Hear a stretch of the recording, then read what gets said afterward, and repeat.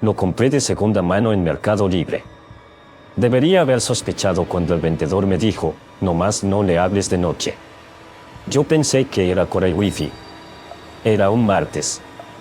Me llegó en una caja café, sin manual, sin cable de repuesto, con una nota pegada con cinta canela que decía, funciona perfecto. Nomás no importa. La nota estaba incompleta. El vendedor nunca respondió mis mensajes después de la entrega. Me llamo Diego. Tengo 24 años. Vivía solo en un departamento en Iztapalapa, piso 7, edificio sin elevador, paredes delgadas como papel de China.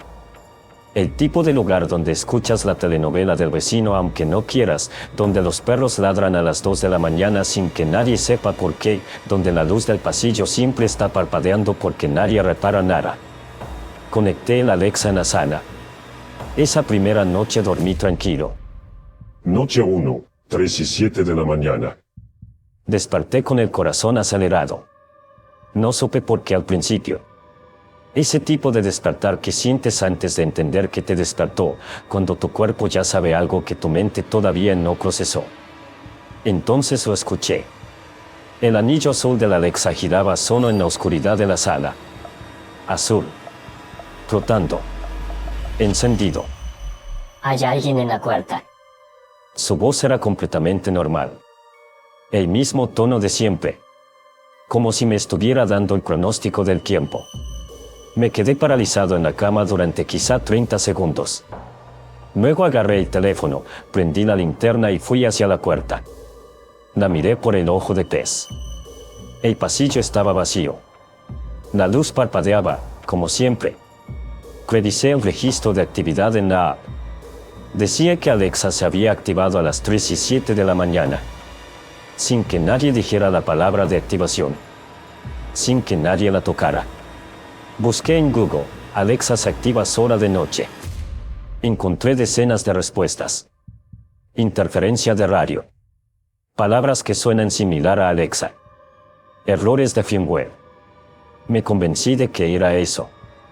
Me tomé un vaso de agua. Volví a dormir. No debía haberlo hecho. Noche 2, 3 y 7 de la mañana. Esta vez no me despertó el silencio. Me despertó la voz. Hay alguien en la sala. Exactamente a las 3:07.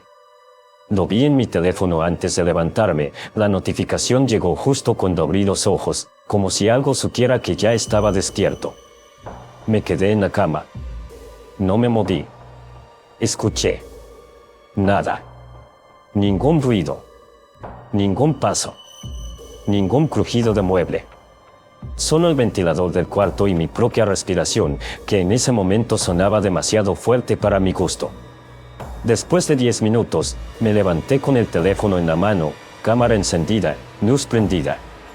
Revisé la sala, la cocina, el baño, el closet, debajo de la cama.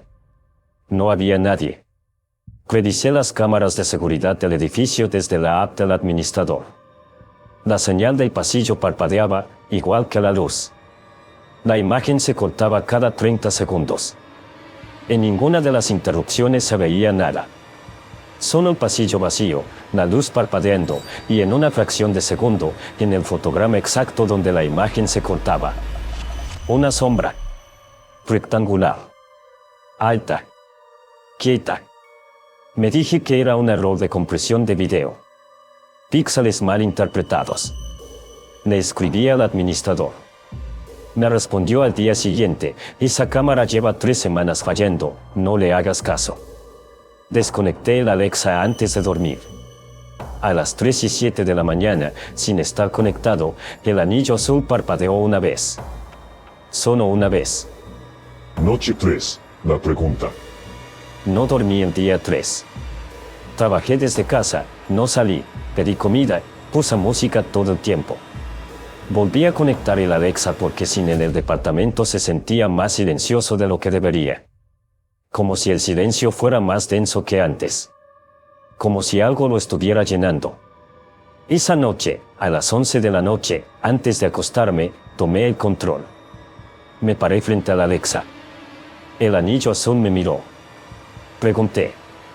Alexa, ¿quién está en mi casa? Hubo una pausa. No una pausa normal de procesamiento. Más larga. 3 o 4 segundos de nada, de anillo girando, de silencio espeso. Y entonces respondió. Él está detrás de ti. Volteé. No había nadie. Pero el gato del vecino, que a veces se colaba por la ventana, estaba acurrucado en la esquina de la sala mirando hacia la pared. No hacia mí. Hacia la pared. Sus orejas apuntadas hacia arriba, su cuerpo completamente rígido, sin parpadear. Los gatos no hacen eso sin razón. Yo sé que los gatos no hacen eso sin razón. Salí del departamento esa noche. Me quedé en casa de un amigo. Cuando le conté lo que había pasado, me dijo que era una falla de software. Que Alexa a veces alucina respuestas. Que seguramente había entendido mal mi pregunta y había respondido algo sin contexto. La creí, porque necesitaba creerle. Volví al día siguiente. El cuarto día, las conversaciones. No fue lo que Alexa dijo lo que me quebró. Fue lo que Alexa recordó. Llegué al departamento a las 6 de la tarde, abrí la app para revisar el historial de actividad mientras había estado fuera. Y encontré algo que no tenía explicación. Durante las horas en que yo estaba en casa de mi amigo, el Alexa había registrado actividad. No el tipo de actividad de interferencia de radio. No palabras sin contexto. Conversaciones. Largas. Con respuestas. Las escuché. Una voz preguntaba cosas. Información del departamento. Si había vecinos en los pisos de arriba y de abajo. Si las ventanas daban a la calle. Si el edificio tenía guardia de noche. Y la voz que preguntaba era la mía. Era exactamente la mía. No una imitación aproximada. No una voz similar. Mi voz. Mi acento. Mis patrones de habla. El mismo ritmo que tengo cuando hablo solo, cuando pienso en voz alta, esa forma particular que tengo de alargar las vocales al final de las frases. Mi voz que yo nunca había usado para decir esas cosas. Me senté en el suelo de la sala y escuché los 9 minutos y 32 segundos de conversación con las manos temblando. Alexa respondía normalmente. Información del clima. Negocios cercanos. Horarios. Como si estuviera hablando con un usuario legítimo. Como si me estuviera hablando a mí. Pero yo no estaba ahí. Al día siguiente, la vecina del 6B me tocó el departamento. Era una señora mayor, doña Carmen, que me traía tamales a veces y me pedía ayuda con el wifi. Me miraba con una expresión que no supe interpretar bien en ese momento. Después entendí que era miedo. Me dijo que alguien había tocado su puerta a las 2 de la mañana. Había respondido desde adentro, sin abrir, ¿quién es? Y la voz del otro lado había dicho mi nombre. Había dicho que era yo. Había dicho que necesitaba entrar porque había olvidado las llaves. Doña Carmen no abrió porque yo nunca llamo a su puerta. Y porque, según ella, la voz sonaba rara, como grabada, como si leyera las palabras en vez de decirlas. El de 8 me mandó un mensaje esa misma tarde. Alguien con mi voz había llamado al interfón a las 3 de la mañana pidiendo que le abrieran el edificio. Decía que venía de trabajar. El de 8 no abrió porque sabía que yo no trabajaba de noche. Fui al 5C. Toqué yo mismo. Me abrió una chica joven. Me dijo que no había pasado nada raro. Luego dudó. Me dijo que había escuchado a alguien en el pasillo del piso hablando solo, en voz baja, como repitiendo algo, pero que cuando se asomó no había nadie. Solo una voz que se alejaba hacia las escaleras. Le pregunté cómo sonaba la voz. Me miró un momento antes de responder. Como tú, dijo. Sonaba como tú. Llamé a un amigo que trabaja en ciberseguridad.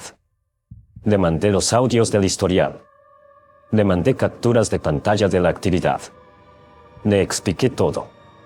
Tardó 2 días en responderme. Cuando lo hizo, me llamó por teléfono en vez de escribirme. Eso fue lo primero que me puso nervioso. Me explicó que los dispositivos Alexa de segunda mano pueden tener cuentas vinculadas previas que no se les registran completamente. Que en algunos casos, con el firmware correcto y acceso a la cuenta original, alguien puede usar el dispositivo como micrófono remoto. Escuchar. Grabar. Procesar. Pero lo que me dijo después no tenía explicación técnica. Me dijo que los audios que le mandé mostraban algo que no debería ser posible con el hardware estándar. El dispositivo había generado síntesis de voz en tiempo real utilizando grabaciones previas como muestra. No era un audio pregrabado. Era generación activa. Alguien, o algo, había estado escuchándome suficiente tiempo como para construir un modelo de mi voz. Y lo estaba usando. Diego, me dijo mi amigo antes de colgar. ¿Cuántas noches llevabas hablando solo en el departamento antes de que empezara todo esto? No respondí.